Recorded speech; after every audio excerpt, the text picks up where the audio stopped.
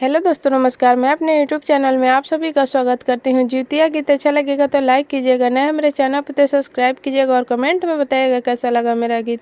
Please आप लोग support ज़रूर कीजिएगा मुझे।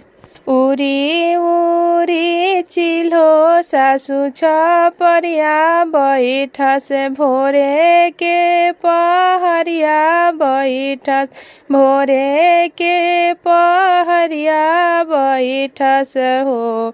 ए ललना भोरे में कैली सरगिया त भूखेली जीवतियानु हो। ए ललना भोरे में कैली सरगिया त भूखेली जीवतियानु हो। ए सासु भोरे में खैली सरगिया त भूखेली बरतिया त बेटा के बधैयानु हो। उरी उरी चिल्हो सासु छपरिया बैठस भोरे के पहरिया बैठस भोरे के पहरिया बैठसो। ए ललना भोरे में कैली सरगिया त भूखेली जीवतियानु हो।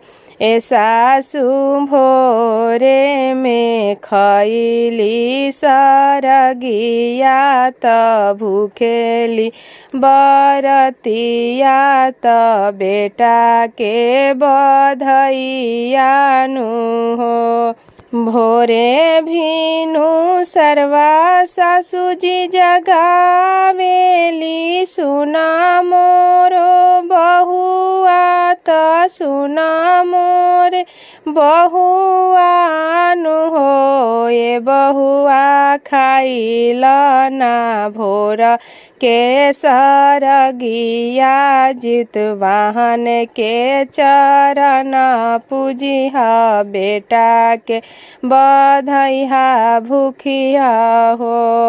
ए बहुआ खाइल ना भोर के सरगिया जितवाहन के चरण पूजिहा बेटा के बधैया भूखिया हो।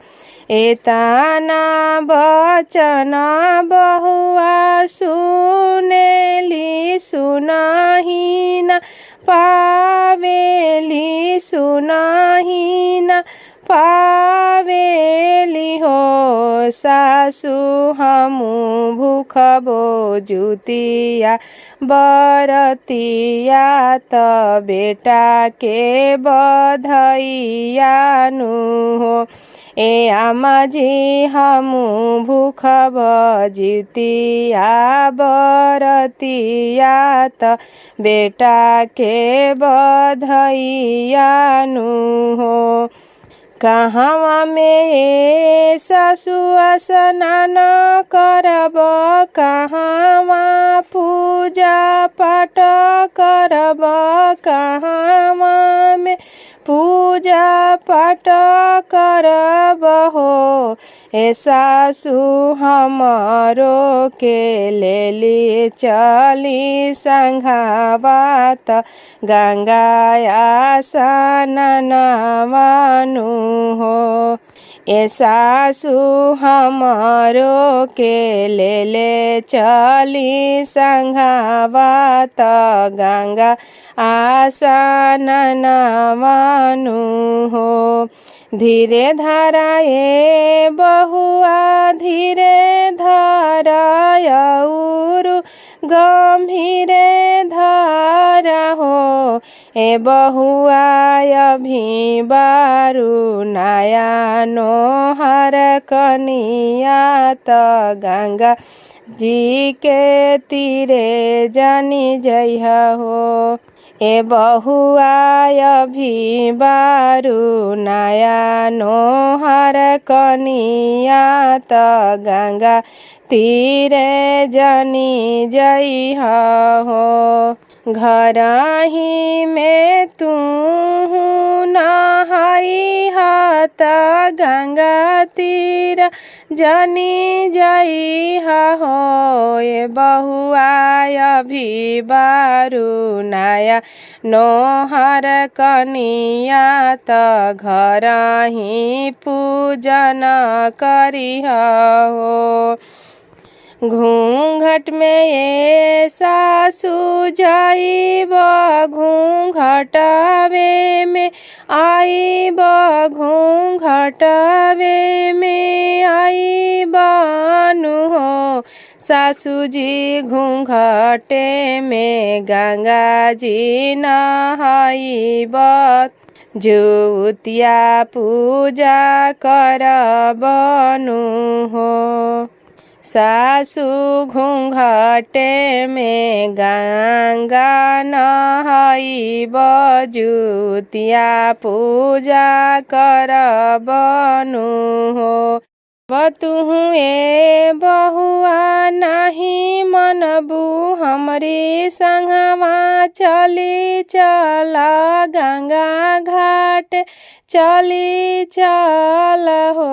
ये बहुआ धीरे धीरे गंगा नहाइहा सूरज के मनइहा आदित्य के मनइहा जुतिया पूजा करिहनु हो। ए बहुआ धीरे धीरे गंगा नहाइहा सूरज के मनइहा आदित्य के मनइहा जुतिया पूजा करिहनु हो।